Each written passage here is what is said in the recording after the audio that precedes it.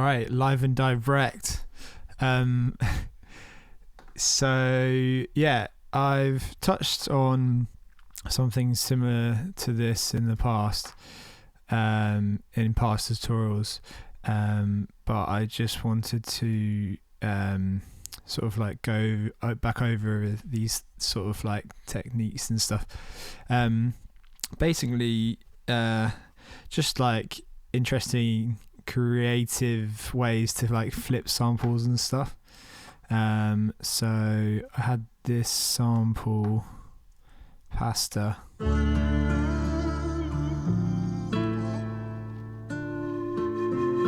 As you can hear, it's like very like trappy, you know, like rap kind of sample, but I thought it had some cool bits in it, and yeah, I thought it could work, like turning into like a drum and bass sample.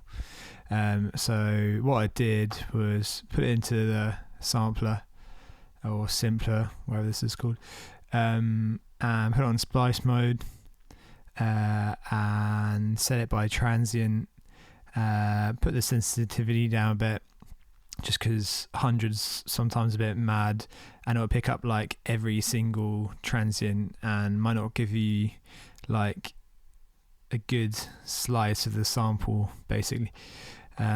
So yeah, then I pitched it down 6 semitones, and that gave me this.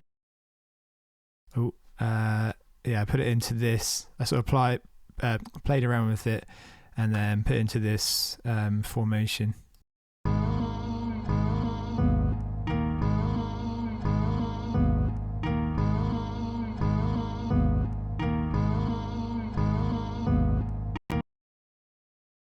So yeah, super simple, just taking like really good snippets of it, and arranging it into something that's interesting, and then this is what it sounded like. What's this long?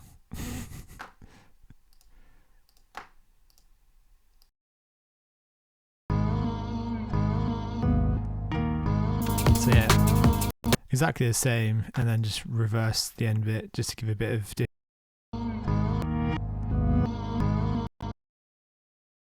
probably should give that a little fade.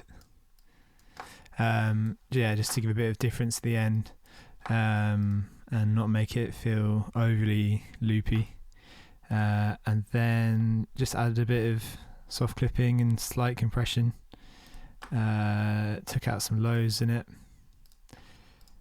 got some chorus going with Ub Mod, a tiny bit of distortion from indent, a little dip in the low mids, and then Shaperbox is doing like some real work on it. So this is what it sounds like. Let me just yeah.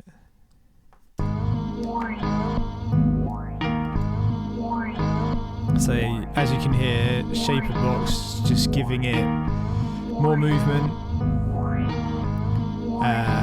and interest,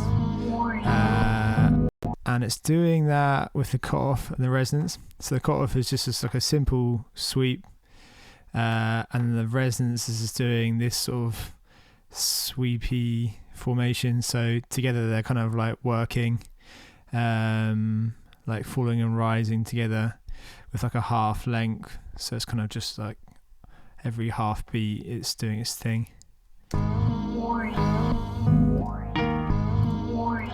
And then just took out the low that Shaperbox was introducing, and then just a bit of crispy thermal, wide drive and delay. Oh. There you go, sorry. Yeah, so that's what it should sound like.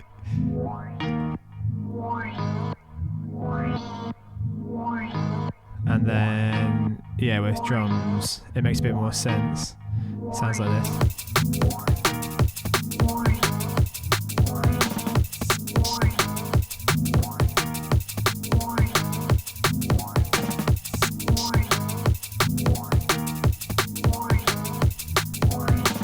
So yeah, start of like a cool, interesting idea.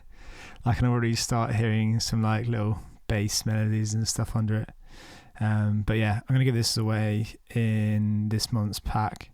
So yeah, if you have any ideas, yeah, feel free to use this in your tunes. And yeah, try this method and see if it works for you.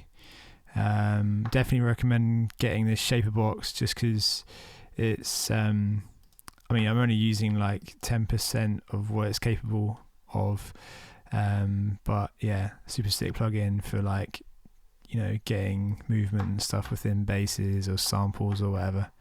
But yeah, all right, big ups, thanks for tuning in, and I'll catch you next month. All right, peace.